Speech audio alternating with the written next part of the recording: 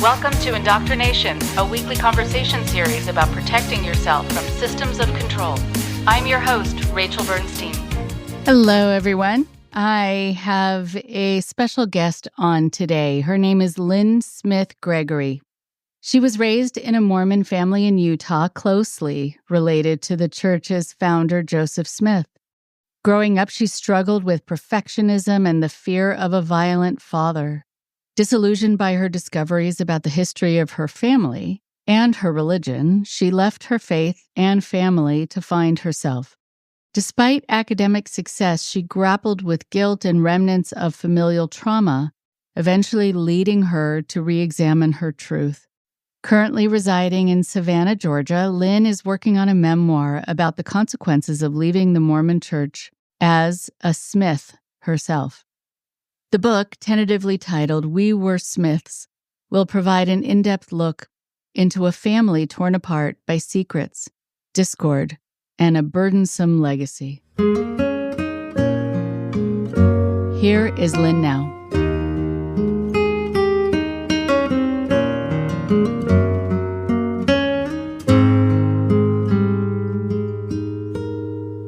It is my absolute pleasure to have Lynn Smith Gregory with me today. Thank you so much. Welcome to the show.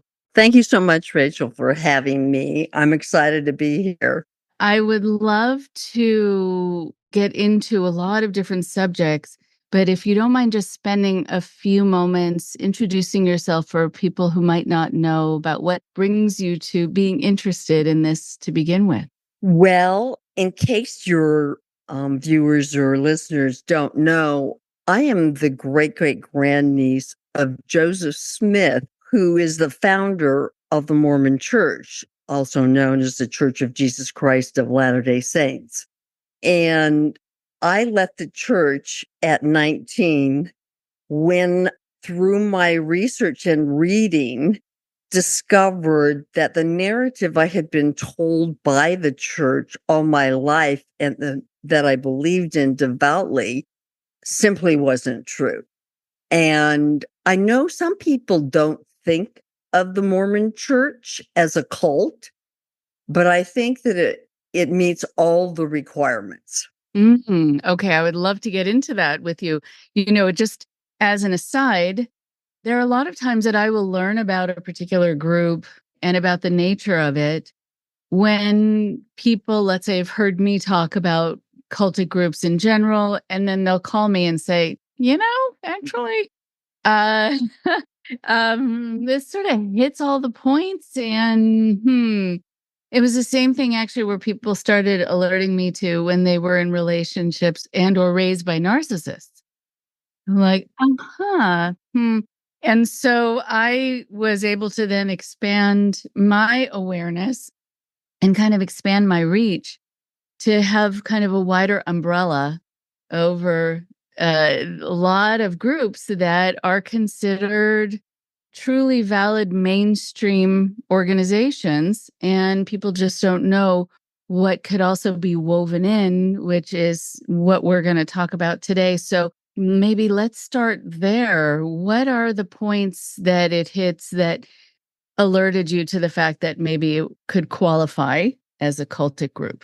Well, I've actually put a blog out, my newsletter, about how to tell if your organization or religion is a cult, identifying some of the characteristics that cults have in common. And in doing that, I realized just how closely the controls and restrictions of the Mormon religion met the criteria. For example, and I think this is really key, there's absolutely no acceptable reason to leave the Mormon Church.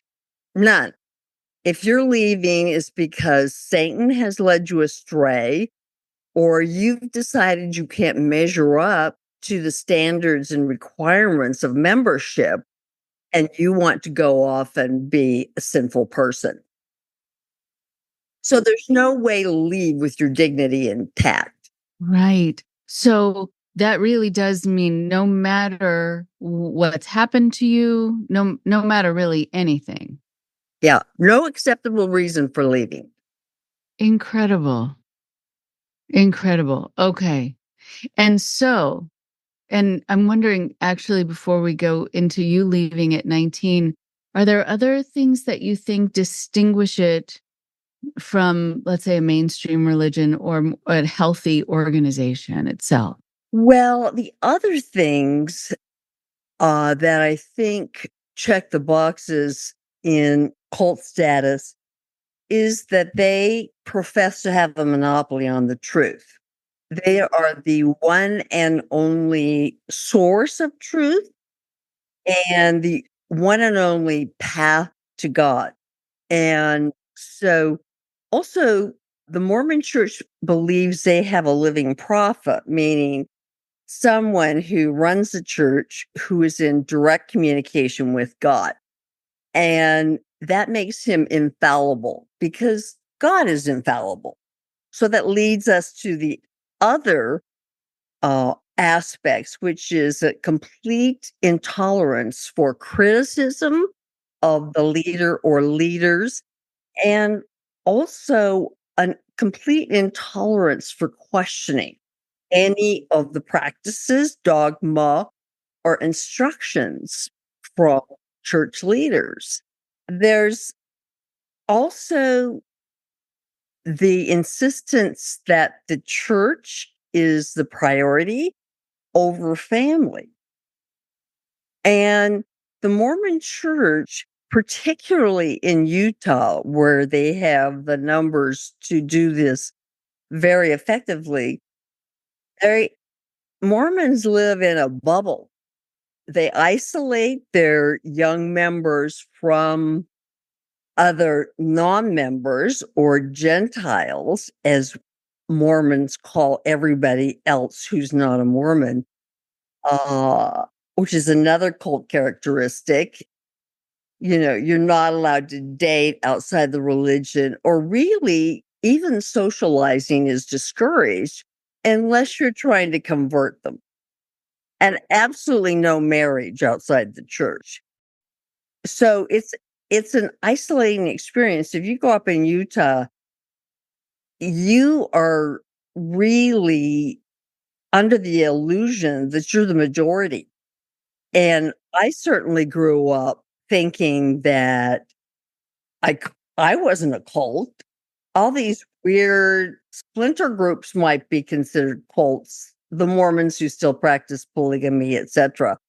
And we can get into that, but that might be another conversation. But I felt like I was in the majority, and my isolation and the mentality of keeping members completely busy from Saturday all the way through Saturday. There's a meeting or an activity at the church every day.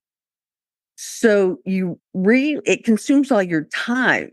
You don't have a lot of time to get experience or perspective out in the real world. Right. You know, this idea also that it's more important than family wreaks havoc in families and causes a lot of pain and a lot of division and estrangement, as we're going to talk about. It's reminding me of this idea by Robert J. Lifton, this idea that within cultic groups and controlling groups, there's doctrine over person. So the doctrine, the theology, the adherence to the group is everything over any other relationship. And so I sometimes imagine it that the church, the people in charge, the building, whatever you picture as the church, is squarely between you and your spouse, even, or between your children and your parents. It's right there, right in the middle. You have to kind of figure out how to then navigate your life with that squarely in the middle, knowing that if it makes a decision for you, that's what you have to follow, even if it means leading you away from your loved ones. Yeah, that is really one of the great tragedies that we're seeing played out, especially right now, In the past, parents have disowned their children if they've left the church, which is terribly sad. But the church's position on homosexual LGBTQ issues have led to a hemorrhaging in the Mormon Church because, for example, my little sister, with her 9 children and devout Mormon lifestyle, had a dilemma when her beloved son came out as gay. And he was beloved in the family as the peacemaker, the kindest, most gentle soul in the family. And she couldn't accept that this child of hers that she loved and respected so much was considered an abomination in God's eyes. And neither could her other children. And so, with his coming out, she and the rest of her kids, except for one, all left the church. Oh my goodness. Oh, I got goosebumps. That is a very powerful move. And how lucky for your nephew who got to experience that people's love for him mattered more or the most here. Wow. Correct. Wow. Okay. Very, very beautiful. Because as a therapist, I often deal with the fallout from the decision being quite the opposite. Exactly. Right? Yeah. And it's heartbreaking to me because while the Mormon Church spends millions of dollars on its image as this very wholesome, happy family culture, the reality is that if you don't meet the criteria, you're hidden away. It's not an inclusive religion. Until 1974, African Americans could not hold the priesthood, which is the power to act in God's name that all Mormon men are given at the age of 14. So it was a racist organization, and they really only resolved it by having a direct revelation from God, supposedly to allow Blacks to hold the priesthood. But the fact of the matter was, it was interfering with their proselytizing efforts in Africa and other countries. Even though there's 17.2 million Mormons worldwide, Utah is predominantly Mormon, and I call it Wonder Bread land, white, middle class Mormons who all look like they've been cut out with the same cookie cutter. It doesn't embrace diversity, a variety of opinions, or particularly any non-traditional roles for not only women, but anyone with gender or sexual preferences. So that to me is heartbreaking. And the younger members of the church are leaving primarily because the Mormon Church's rigid stance on this. The church is hemorrhaging young people. They find it unacceptable that in this day and age, they have such incredibly backward and harmful doctrines and philosophies in place. Right. And so, as it is with a lot of different groups, the media is going to focus on the more sensationalistic stories. And then the general population is going to have that vision too. And I think about in fact, I have a notice here from the Texas Department of Family and Protective Services thanking me when I went to go help with working with people who had taken off Warren Jeff's compound, working with the children. And that, talk about cookie cutter, woo, right? And just hoping that that was going to give them a chance to see that they could create a life for themselves separate from being this cutout figure. But at the same time, what you're talking about is the day-to-day, the mainstream, quote unquote, how people are treated within their family systems. And I think also just this sense we have what everyone needs, like the idea of converting people after they die, which I found out about. And as a Jew, I'm thinking, oh, this doesn't feel right. Because Jews don't proselytize, we don't convert, we don't, it's so the antithesis of what we even think about. And to know that people are going to be thinking they need to save us, I mean, that might come from a Right. genuine place inside, but Whether you want to be saved or not. And in fact, Jewish groups sued the Mormon Church when they discovered that the Mormon Church had baptized people who died in the Holocaust into the Mormon faith. It shows a fundamental disrespect and inability to grasp what is appropriate, and also just how incredibly driven they are with their mandate, which is to baptize everyone who's ever lived on the planet as much as possible so that they can hear the quote unquote true gospel of that Joseph Smith proposed and accept it even after they've died.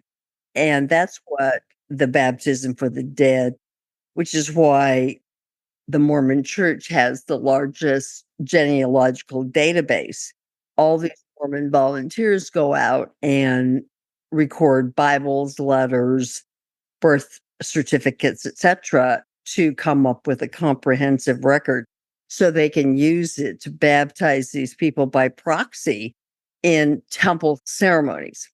incredible. I remember also when I was young, we were going somewhere, I don't remember, and we were camping or something, we needed to get canned goods. And I remember my father saying, if there's a Mormon temple around here, there's going to be a store for canned goods, right? If I, and you just knew from LA that was the case, that there are these stores just preparing for the end times, right? Right. Every member is instructed to have a 2-year supply on hand. Wow, incredible. Okay. So before we get into your story too, I'm just wondering also with you having this connection to Joseph Smith through your familial lineage, just we often have stories that are passed down from generation to generation, whether it is accurate or a game of telephone. It's hard to know after a while.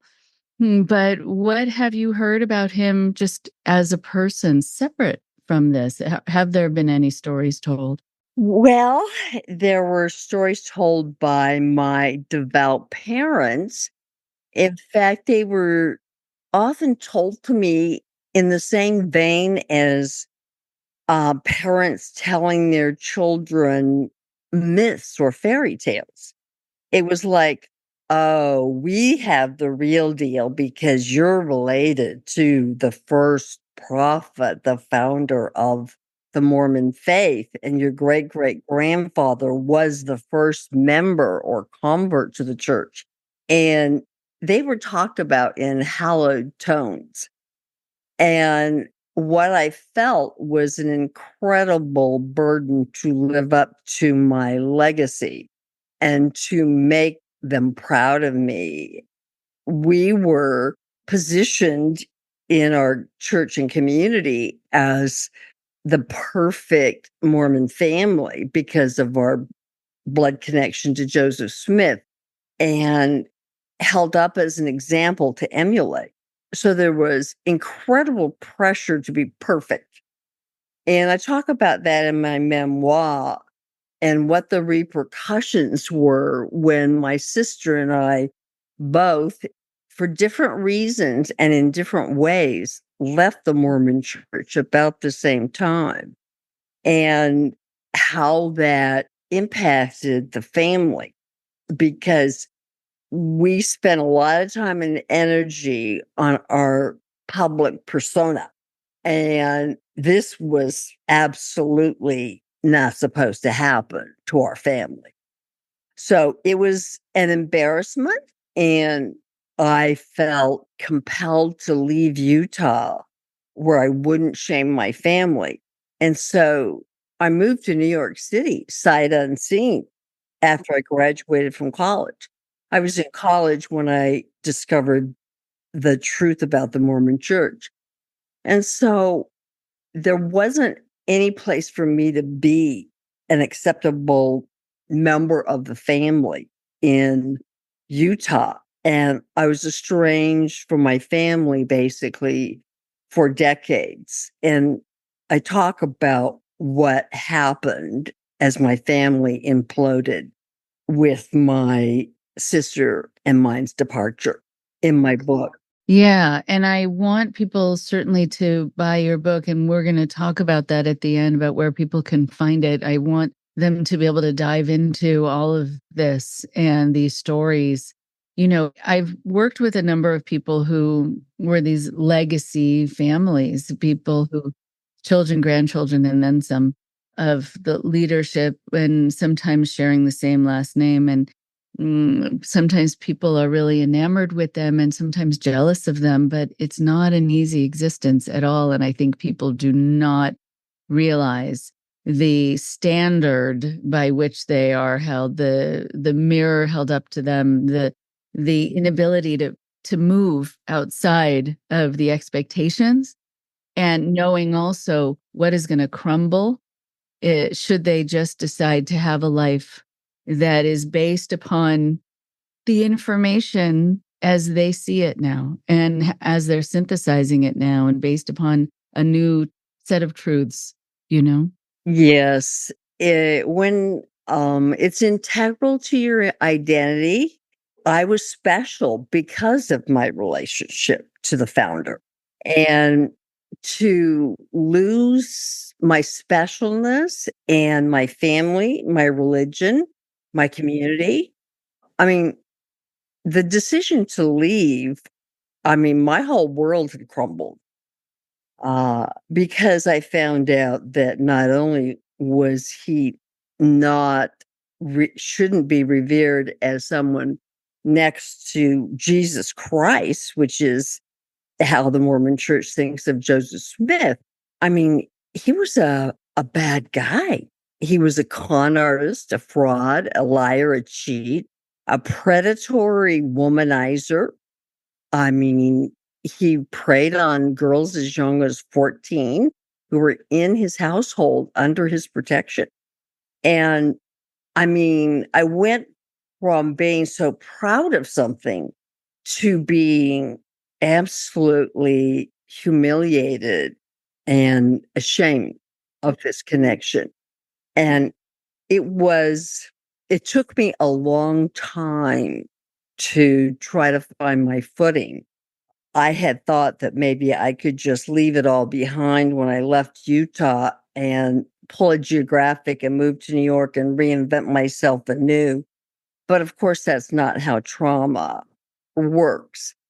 And so it took a lot of deconstructing and a lot of therapy and time and patience to work through all the ways that my indoctrination was still impacting my life.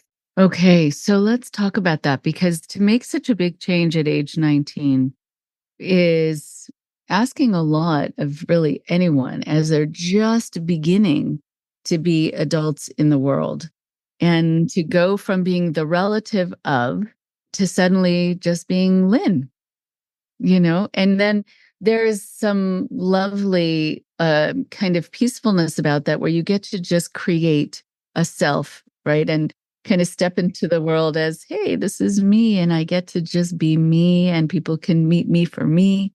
But, you can feel like I have this invisible crown, like I'm not sure where to put it, right? Oh, do I put it down? Do I hold on? Exactly. Exactly. Yeah. I mean, I tried to leave it behind, but as a therapist, you know that when something is unconscious, it can still be running the show. And I didn't realize how much, because I believe I was born into a cult. So I believe we are hostages to our parents' worldview and orientation to the world. and tell you systematically, thoroughly, methodically break down what that means, it's still really impacting. And you were easily triggered by things and not really sure why until you have time to pause and reflect on why that's the case. Right. Right. So, I'm actually curious about that. So, what were the triggers that you noticed? And I know this is going, kind of getting back into your headspace at the time, but what were the triggers for you? Well, I mean, I had decided if Joseph Smith was a fraud, that maybe the whole idea of God was a myth as well. In a very 19-year-old fashion, I said, well, if the Mormon Church isn't true, the whole idea of God is probably a myth. And I became an atheist. And that created a certain sense of freedom, but also it was after the certainty of Mormon answers. There were suddenly no rules governing the world. Everything was permissible.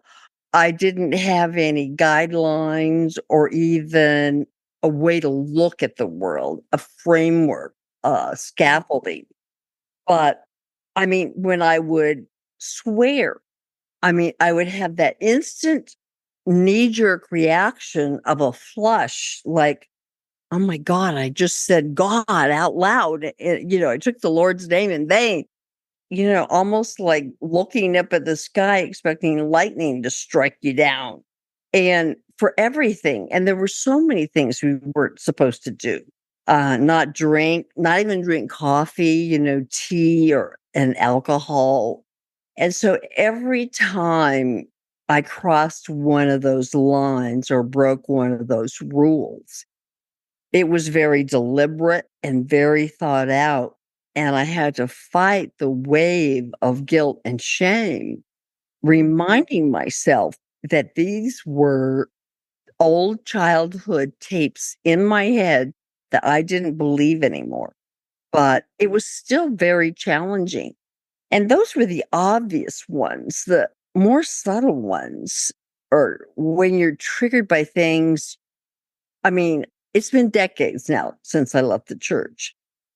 But for example, when I went to see the Book of Mormon play, I'm in the audience and everyone around me is laughing hysterically at how stupid and funny and absurd these Mormons are, who are, what the play's about. And I found myself upset because these people were laughing at what Mormons considered to be sacred. And I realized that on some level, I was identifying as a Mormon. And I couldn't believe it that after all these years, I couldn't be in on the joke and see it in and I probably never will be able to see it as a regular person, somebody who never was in the church. But even more insidious was the discovery years after I left the church. An incident happened, and I talk about it in the book, and I went into clinical depression, and I couldn't make sense of it until unraveling the thread that I felt somehow that God was punishing me for my depression, was punishment for daring to leave the church, and more importantly, daring to be happy without his approval. And I didn't get that connection until I couldn't figure it out. And that helped me understand what was going on. How dare I be happy leading this non-religious but spiritual life now? And throwing off all the rules and regulations from my childhood and my faith. My goodness, conditioning is I know. right? It's so powerful. It's so powerful.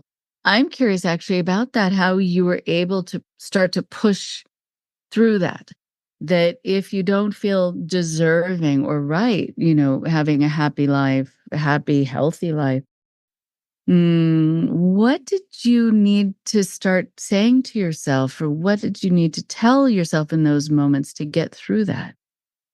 Well, I actually had at that point abandoned my atheism for a more nuanced idea that there was possibly something bigger than myself. My sister, on the other hand, never did. She was a nihilist, it's a random petri dish and nothing matters. And we live and then we die and that's it. But that wasn't, it wasn't explaining mystery to me, that perspective. And I had the experience of people that I truly loved who believed there was something bigger, whether they wouldn't necessarily call it God, but force, creation, the divine, even love. I mean, why do we love? Are we hardwired for love? Why? Is there a design in the creation of the universe? And those questions, I also started meditating and reading a lot of books that were spiritually based. And that helped me, along with therapy, understand that the idea of not being worthy was just too small. If I could expand my idea of God to be bigger than the critical, controlling, punishing God of my childhood, then I could see myself differently and accept that more of myself was acceptable, that I had a right to take up space on the planet without earning it, that we're all worthy of love and belonging and being ourselves just by virtue of our birth. And that is what I kind of held on to constantly remind myself that I didn't believe that anymore. I had to remind myself that's really not your truth anymore. And there is no big bad God up there keeping score who's going to punish me when I die. Yeah, a lot of people who talk to me say that they are so afraid they when they do anything or they have their first drink or anything like that, that somehow God is watching. And I think, if God has so much time on their hands, right, just noticing the cigarette you're having, really, there isn't more happening to be watching out for, Right. Like right? what's It's going sort of on in Gaza or, whatever, right? It's like a firefighter getting a cat out of a tree. That is important, but there's a burning building bigger next job. door. Uh-huh. Right. Right, exactly. So I do think that there is something interesting too about the idea of value, that you have this inherent value. Inherent value. Yes. Yeah, that you don't have to do anything, you don't have to prove anything, you don't have to be anything, you don't have to believe something in particular, but you can just have that as a human being. Yeah, that's a whole new idea, because I think value feels to me like in a lot of cultic systems, it's performative. You need to do something in order to get that sense that you are valued. And that was very much true both in the church and in my family. Love was based on measuring up to certain standards.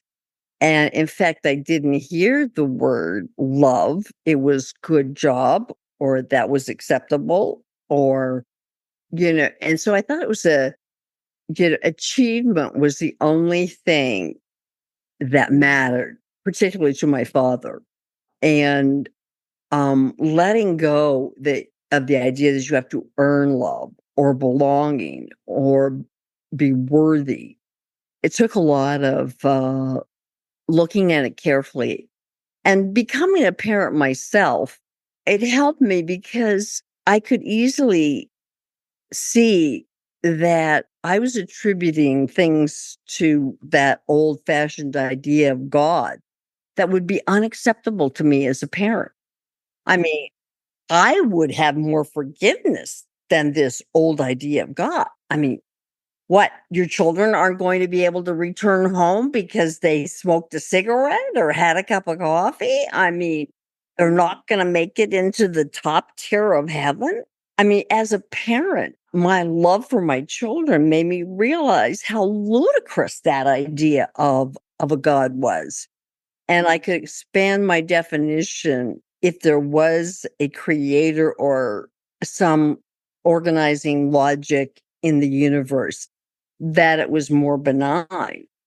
As Einstein said, one of the most important questions we ever ask ourselves is whether we believe the universe is friendly or hostile. And I love that idea, and I've decided it's friendly. And so I don't know what I believe. I don't have a new substitute religion, but I believe in something bigger than me that is the reason human beings are capable of love and altruism and being good people. I think we're hardwired that way. And I think that's for a reason. Yes, and it's reminding me, working with a lot of people actually who were raised in Scientology. I remember them saying to me when they were young and going to Scientology schools, and a little classmate, someone would fall, hurt themselves, need help, they would go instinctively go over to help, and they were stopped because that was somehow interfering with that person's process. But what you notice in the story is the natural proclivity was to say, "Oh, no, let me help you," and, extend a hand to help someone up. It needs to be interfered with in order to stop it. But that is I think the natural way for many people, not all, but for many people, just naturally before that's curtailed, which is a really good thing to know, even though, it's a sad state of affairs there when that happens. But just that notion can give you a sense that the world can be probably a friendlier place than you're told it's going to be. Exactly. Right? Yeah. Because it was a very scary place. If I didn't adhere very closely to all the commandments and guidelines and restrictions and rules, I would fall into utter darkness and be there forever. And I wouldn't be with my family in heaven. And so that was a very scary prospect. The world outside of the Mormon Church was considered dangerous, scary, threatening, alien, and had no value. So it's such a limited way of seeing the world in such a negative way. Yeah. And a really, really negative way. It feels like it's part of the conditioning.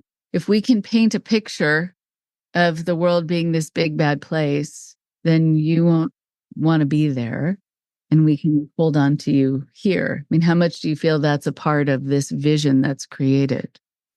Absolutely. Proselytizing program is fairly unique among religions. Mormons send out a couple of thousand missionaries every week all over the globe. And these are young men and women who are paying themselves to proselytize. They pay for themselves. Most churches sponsor missionaries, but the Mormon Church, you pay for the privilege of going out to convert people to Mormonism. And like I said, there are 17.2 million Mormons globally now. And it's the fastest growing Christian, if you consider Mormons Christian. And I don't, because they have some theological issues with that designation. But they're the fastest growing Christian religion in the world. My goodness. Because you think of all the proselytizing, or what is the Yes. reason? Okay. I mean, it's huge, it's extensive. Plus, there's also the pressure. The saying in the Mormon Church is every member a missionary. Your go-to mode when you meet someone who's not LDS or not a Mormon is, this is an opportunity to convert them. It's not like, wow, I wonder if this might be an interesting friendship. They're so different from me. It is, they're a potential convert. Right. Right. That happens quite a lot in a lot of groups. It's like these large group awareness training, like let's get people to come to this transformative weekend. I have this piece of paper that it's old. I think it was like mimeographed. It has like a blue print on it. And it was from one of these original large group awareness trainings. And it was saying the appropriate places, or the places to bring people in and show them kind of what we can offer them. And one of the things on the list was funerals. I thought, oh no, right? But that's so shameless. That it Shameless. right shows that every place where people congregate for any reason is Oh, fair is game, a right? potential. Right. Oh, Right. So I of course I want to be able to come to, estrangement, connection, community. I'm wondering for you, just as you were kind of emerging in the world and defining you, it is hard to push against the conditioned thinking and the fears. And so what else I think were you thinking about just as yourself as a woman going into the world and having a voice and having power, and what did you have to push against to feel confident? everything. As you are aware, the Mormon Church is heavily patriarchal in nature. Women have no leadership roles, and they are very overt and out loud about the fact that a woman's place and only place is having a family and being a helpmate to her husband. So even though Mormon, and this becomes very complex because most families can't survive on one income.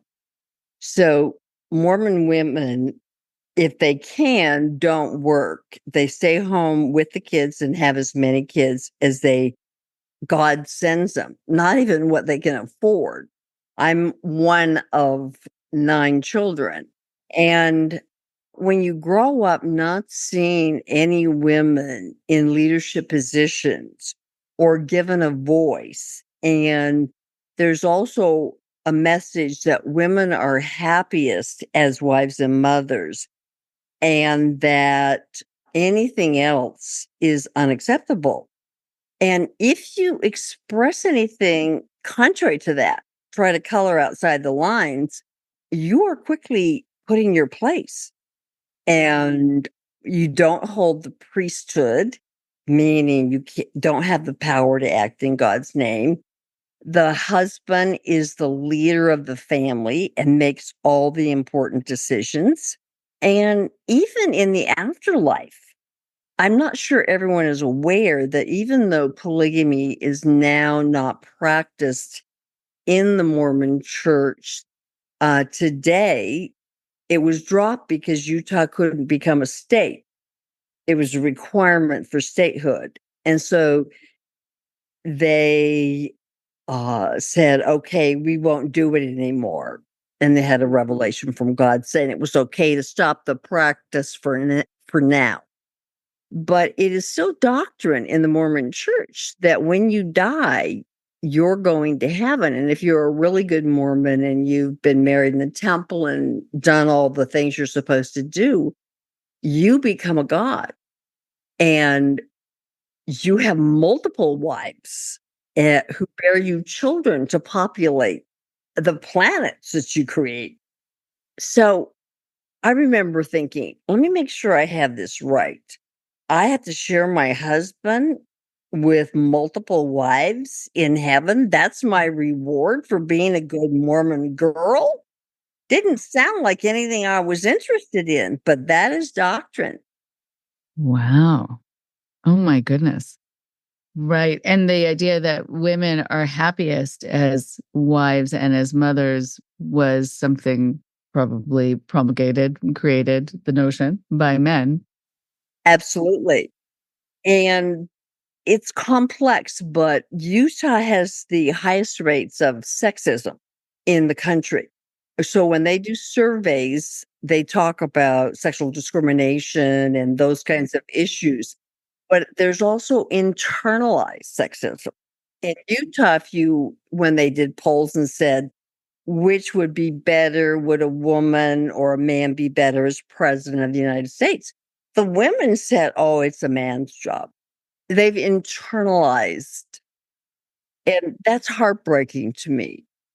Also, there's real pressure to put on a happy face.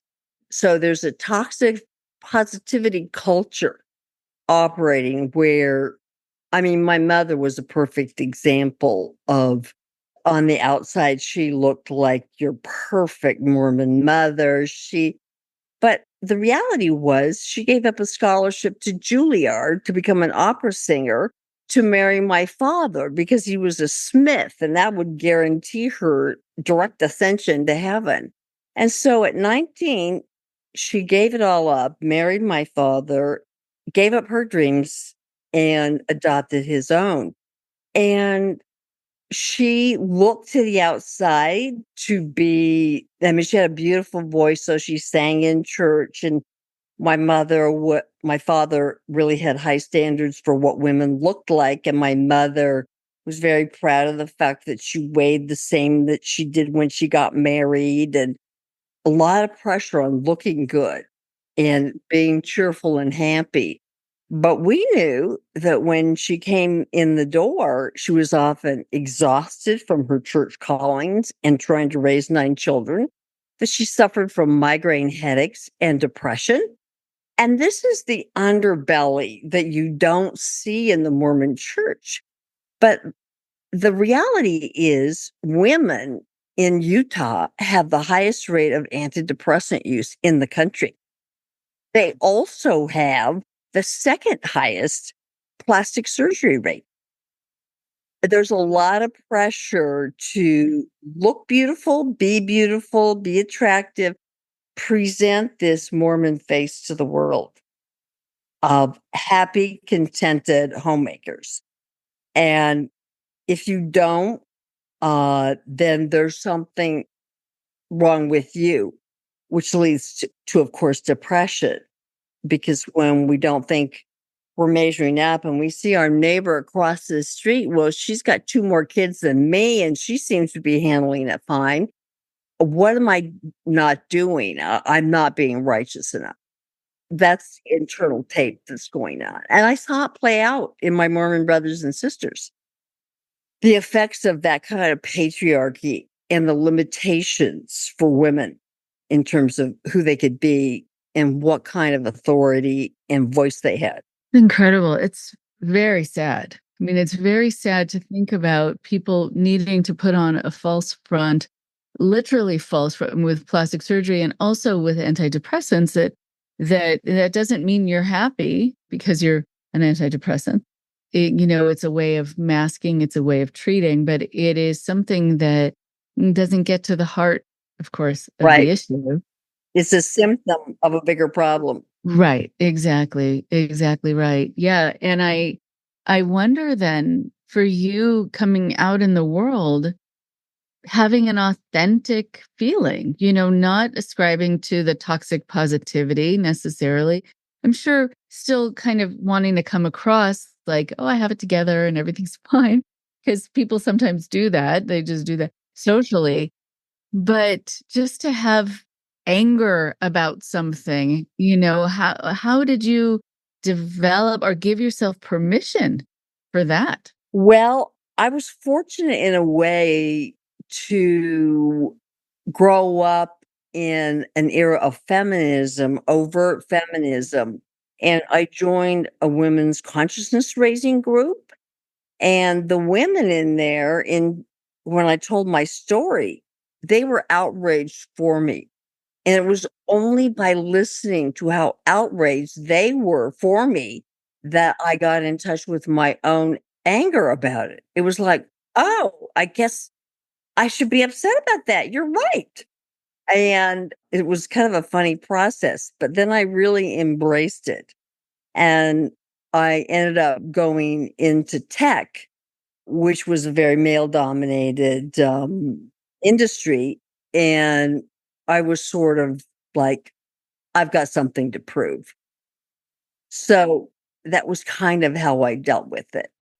Okay. Okay, interesting. So that leads me into this next part of the conversation and here just knowing that you got involved in a women's group, people are looking for community and right, they're looking for connection, they're needing it. I think as we're social beings. And so here you found a group of women who could validate, who could help be the mirror, right, to hold up to your experience and your stories and be outraged for you. And that's great perspective, really good perspective. But let's talk about that and the estrangement, the disconnection from a community and the need to connect. So I'd love to hear that part of your story and also the counsel that you give other people who might be feeling isolated and what they might be needing. Well, once again, I feel very, very fortunate that in my family, after my sister and I left the church decades later, a couple of other members of the family left. And so the family was really divided in half, believers and heretics. And we kind of emotionally and geographically scattered. But there was an event in the family that happened where we all got back together in a crisis situation. And as a result of that, we decided to try to do some family therapy and see if there was any path to seeing ourselves as a family from these very polar opposite positions. And so I'm very fortunate. I mean, that everybody in the family chose to participate in that and that we were willing to gather once a year for a family reunion for 3 or 4 days. So I feel really, really lucky. But we learned in that process of therapy how to talk to each other and how to give each other the kind of acknowledgement and respect that was missing in our dialogue before. If you are coming from a place of absolutes, which the Mormons were coming from, you know you have the real truth and whatever you think about me, I'm misguided, et cetera, et cetera. It's very hard to get past that. We still get together. In fact, we have a sibling reunion in Panama this year in February where we're all getting together for about 5 days. And we will not be discussing religion or politics for that matter, because we know there really isn't a way for us to discuss religion in a way that doesn't diminish the other person's perspective. I mean, if you think you've got the one and only truth that exists on the planet, and I'm saying, well, I think yours could be one of the many ways to get. I mean, there's a lot of paths up the mountain, and they're going, only one. Where do you go with from that conversation? But what we have learned to do is listen with respect as someone describes their experience, whether it's spiritual, religious, So I listen to my brothers and sisters who are Mormons talk about their sons going off on missions or their daughters having their sixth child, and without comment other than it looks like you're very excited about that and I'm happy for you. So learning to give each other the space to be who they are. And we kind of even laugh about some things, like the Mormons make fun of the fact that we treat getting coffee in the morning, really good coffee in the morning, as some sort of drug ritual. It's so important. And, well, you guys make such a big deal out of that. And we laugh about it because coffee is not something that Mormons do, and we make fun of them for. Um, okay, well, we can't eat a bite of food without having a prayer here. You know, Right? I mean, I as you're talking too, I'm thinking, well, how lovely the world would be if, right, if that were people's reactions to someone saying, I'm going to vote for this person. And the other person can say, oh, so tell me more about that. Or I could see why that would matter to you, or something lovely. My goodness. Wow. What an example. I that's why I feel, even though my book has a lot of heartbreak and tragedy in it, it ends on a hopeful note because I believe that the polarization that exists in this country through religious or political reasons can be effectively bridged if we would just learn some basic communication skills and be willing to use them if we want a relationship. And like I say, I feel so fortunate that the Mormons and the non-Mormons both felt like staying a family or still being in touch with each other was important enough to go to therapy and meet up.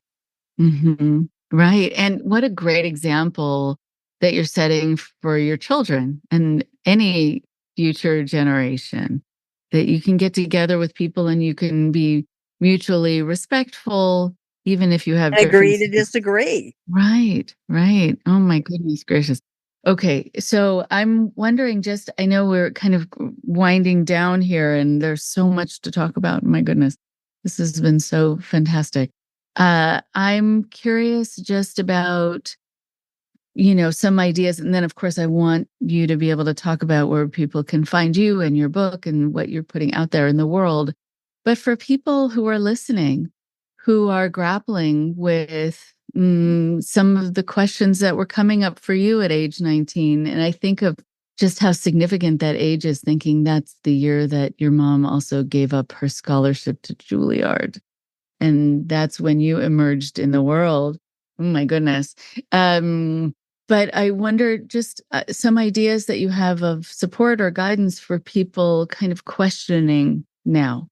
I didn't know of any religious trauma therapists. I didn't know such a thing existed, and it may not have, at the time that I left the church. And then, of course, I leave Utah and go all the way to Manhattan. Talk about culture shock. But I think that is really, really helpful. I did go to therapy. I think it's really important to find support, but also like-minded community. I didn't know one other person in New York City that was an ex-Mormon. I would have loved the idea. I did have a good friend who had left her Salvation Army church where her parents and grandparents were very entrenched. And that was one of the reasons we bonded. And she's still my best friend today. And I met her over 40 years ago. So it's important to be able to feel not alone. So I would recommend people find, whether in person, ideally, and if not online, in ex-Mormon or other cult support groups, and have a chance to be out loud about their feelings and ask questions. Does anybody else feel this way? I think it's important to work with an individual therapist and untangle what is religious trauma, what is family dysfunction, because they get very intermingled. And I became a lot more understanding and forgiving when I realized that my parents had religious trauma. They were traumatized by the way they were raised. So what they did wrong suddenly became much easier to understand and forgive. So I could forgive my mother for when she didn't understand my need to be independent and not get married at 20, blah, blah, blah. Because I could see we're talking about intergenerational trauma. And so I think that's important. And I think it's really important to be as generous and loving and patient with yourself as possible. I found that I needed to learn how to be in my body again after the purity culture of Mormonism, where my body wasn't the enemy. So for me, yoga was an important part of my healing journey. Meditation, so that I could stop the tapes from just automatically playing in my head and had a chance to examine them. Both of those were really important. Reading about other people's experiences, books, et cetera. But patience, it takes time to heal. Be patient and generous with yourself. You didn't learn this overnight. If you were born into a cult, it's almost pre-verbal, visceral in your body. And understand that's a hard thing to let go of and believe. So find people who help champion you so you can champion yourself. Ooh, that's beautiful. That's a beautiful line. That's a t-shirt right there. Uh, that's a good one. um, and that's part of the reason that I do this podcast, so people can hear other people's stories. Part of the reason that I do a former cult member support group for the same reason. And sometimes people will be there for the first time and wanting to tell their stories, but not knowing if what they experience is going to fit in, because either they haven't been in a group, or the groups that they were sent to were trauma survivors, or it was sort of adjacent, but it wasn't necessarily As jumping in. specific. Yeah. Right. And so I've sometimes told people, if they're there for the first time and they don't yet know if their story is going to connect with other people's, while people are introducing themselves, just to hold off. They can even keep their camera off and whatever and jump in if they want. And then suddenly I see, after people are telling why they're there, the person almost invariably will turn their camera on and say, okay, I'm good. Okay, this is what happened to me. Uh-huh. And there is I something can about, relate. Right. right, yes, I can relate. I'm not going to get stared at. I'm not going to be considered so odd, and I'm There's sort of, safety and acceptance in this room. yeah, right. So where can people find the work that you're doing, your book, all of it? Because I certainly want people to read more of your story.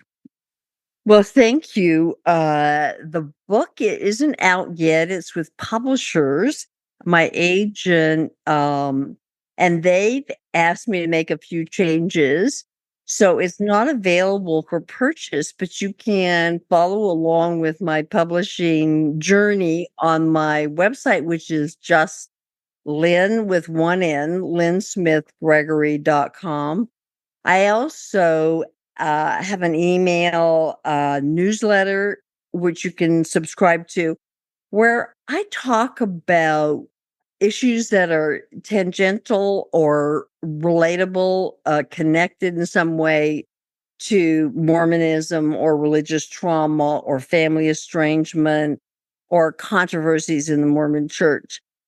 And this week I'm launching my YouTube channel. You can probably find it under my name, but the name of my YouTube channel is Heretic Survivor, From Mormon to Me.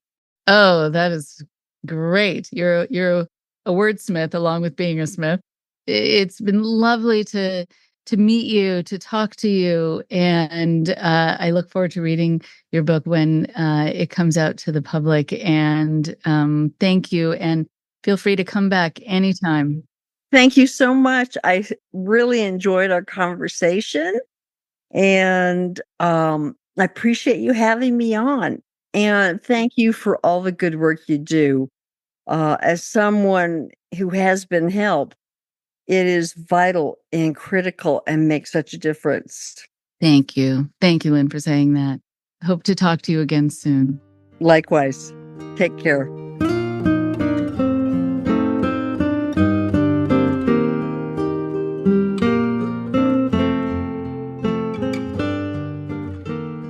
One more thing before you go.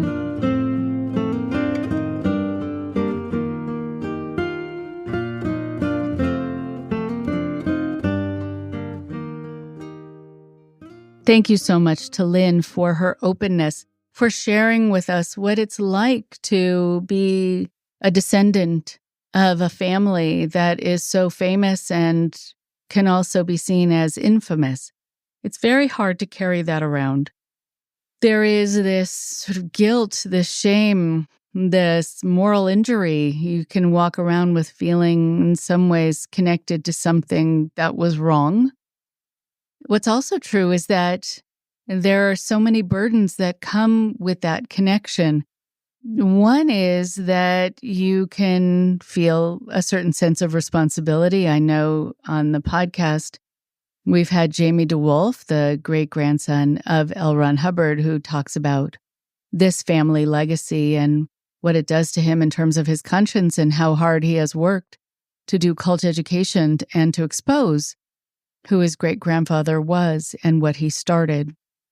And I think that that makes him feel better. I know it validates so much for so many people who hear him. But what's also true is that you're in this in-between world because on the one hand, you very often know things to a certain degree from behind the scenes. You have family stories that are way more accurate, even though sometimes it can be hearsay, of course, and gossip, of course, but they're going to be way more accurate than the perfect vision of that relative that the church or group that they started is given. So here you are going to walk into a building where your relative's picture is everywhere or their name is on everything and they're really seen as a god or mini god, but you know different. And so can you say, can you not say? Are you supposed to keep it private? Most people do. But that doesn't actually help anyone or anything at the end of the day if what you feel in your heart is that they've started something that can be destructive.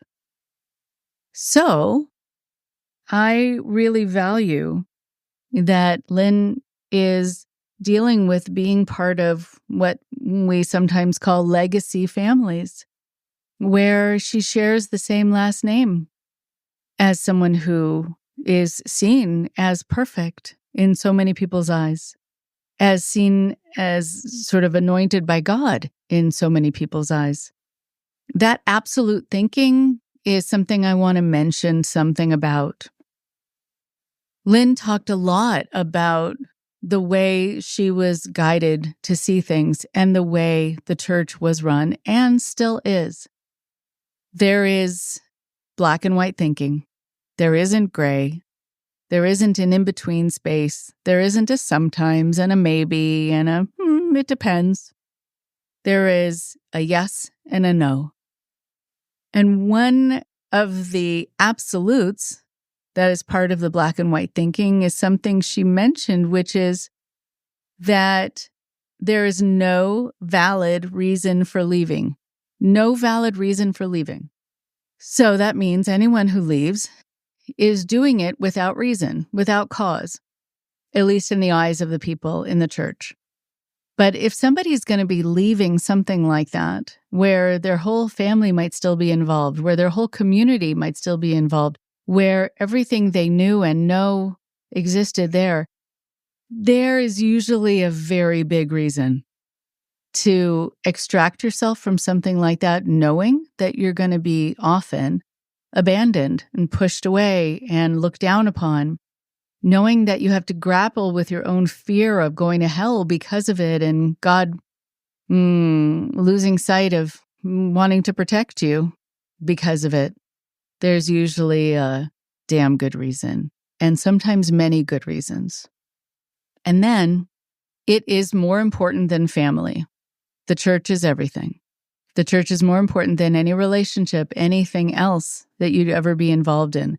Again, black and white thinking. There's room for you to only be an absolute adherent to the idea and follower of the idea that it is more important than anything, or you're engaging in blasphemy. And then this church is the one and the only form and source of truth, and the one and the only path to God. And so this isn't different. This isn't different from really any group that is run in this way. Religious groups that say the same things, people who are narcissistic in relationships who say, you'll never be able to get someone like me who is so incredible, or you'll never be able to find someone who loves you as much as I do, whether or not that really translates as love. But yeah, when you hear that this is the only source, the true way, the only way for you to get truth, and even in terms of pseudoscience and a lot of healing kind of cults and healers, if they say, I have the only path towards healing, that's when you want to run. You don't even have to run. You could just walk, but find the door and leave. What's also true is another absolute thought that happens in every cultic group, which is a complete intolerance for criticism or questioning. You need to believe absolutely. You need to believe 100%. And if you don't, it's punishable. And if you don't, it's the devil. And if you don't, it's your negative thinking. And if you don't, it's a lot of things that they're going to call a lot of things. But what I call it is critical thinking. You really do want to be able to hold on to critical thinking. And when you're involved in a group, when you're involved in a relationship with someone who says, don't ever question me, and I'm never wrong, then I want to offer you the same invitation. Please find the door and leave. That will be a place where you will be swallowed up whole, where you won't get to be you, where you won't get to use your mind. And for people who believe in God as a creator, God created your mind. So if you're involved in a church or any other religious group that tells you not to use it, they're barring you from using something that God gave you, which makes no sense at all. Take good care. Talk to you next week. Thank you very much for listening. Please support IndoctriNation on Patreon at patreon.com/indoctrination. Be sure to give us a follow on our social media. Find us on Facebook and Instagram using @IndoctriNation Podcast. And for Twitter, find us at @_indoctrination. We love hearing from you too. So send us an email at indoctrinationshow@gmail.com. And for more updates on the show, visit our website at www.podpage.com/indoctrination.